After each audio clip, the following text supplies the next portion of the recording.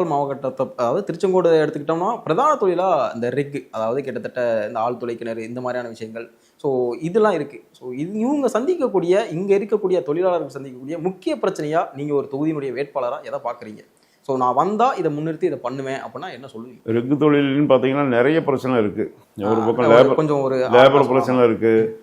அதாவது ஒரு பெரிய வருவாய் வந்து அரசாங்கத்துக்கு இந்த ரிக்கு தொழில் மூலமா ரிக்கு ஓனர்ஸ் வந்து கொடுத்துக்கிட்டு இருக்காங்க. ஆனால் அவங்களுடைய நிறைய பிரச்சனைகள் கொஞ்சம் நஞ்ச பிரச்சனைகள்லாம் இல்லை, நிறைய இருக்கு. ரெண்டாவது இது ஒரு சில இடத்துல வந்து பேமெண்ட் பாயிண்ட் ஓட்டிட்டு அதெல்லாம் பேமெண்ட் சரியாக வர்றதில்லை. இது எல்லாமே கவர்மெண்ட் சைடில் ஒரு சில சப்போர்ட்டிவ்லாம் கொடுத்தாங்கனாக்க ரிக்கு வந்து இன்னைக்கு வந்து திருச்செங்கோட்டிலேருந்து உற்பத்தி ஆகிற ரிக்கு வந்து ஃபாரின் கண்ட்ரீஸுக்கும் போகுது. எல்லா கண்ட்ரிலும் இப்போ கண்ட்ரீஸ்லேயும் போய் பிஸ்னஸ் பண்ணுற அளவுக்கு நம்ம தமிழ்நாட்டுக்காரங்க ரொம்ப டெவலப் ஆகிருக்காங்க, அட்வான்ஸ் ஆகிருக்காங்க.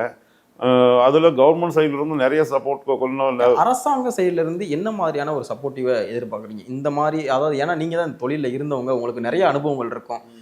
கிட்டத்தட்ட ஒரு 10-15 வருடங்கள் அனுபவங்கள் இருக்கும். அரசாங்க சைட்லேருந்து ஒரு இது வேணும் அப்படின்னா, சப்போர்ட்டிவ் வேணும் அப்படின்னா என்ன மாதிரியான அது சப்போர்ட்டாக இருக்கும்? அது ரிக்கு வந்து பார்த்தீங்கன்னாக்கா நீங்கள் ஏதாவது ஒரு கமிட்டி மாதிரி ஃபார்ம் பண்ணி கவர்மெண்ட் தரப்புல நல வாரியம் ஆணையம் அந்த மாதிரி ஓகே அந்த மாதிரி ஒன்று ஃபார்ம் பண்ணி அவங்களுக்கு என்ன பிரச்சனை வருது, அந்த பிரச்சனைக்கு எப்படி சால்வ் பண்ணலாம் அப்படிங்கிறது கவர்மெண்ட் வந்து ஒரு கமிட்டி மாதிரி ஒன்று போட்டு அதை ஆராய்ஞ்சு அது என்ன பண்ண முடியுமோ அதை பண்ணலாம். அது கொஞ்சம் நல்லா இருக்கும். SRM T சேகர் என்கிற R சந்திரசேகர் அவர்களுக்கு வரிசை எண் 2 இரட்டை இலை சின்னத்தில் வாக்களியுங்கள்.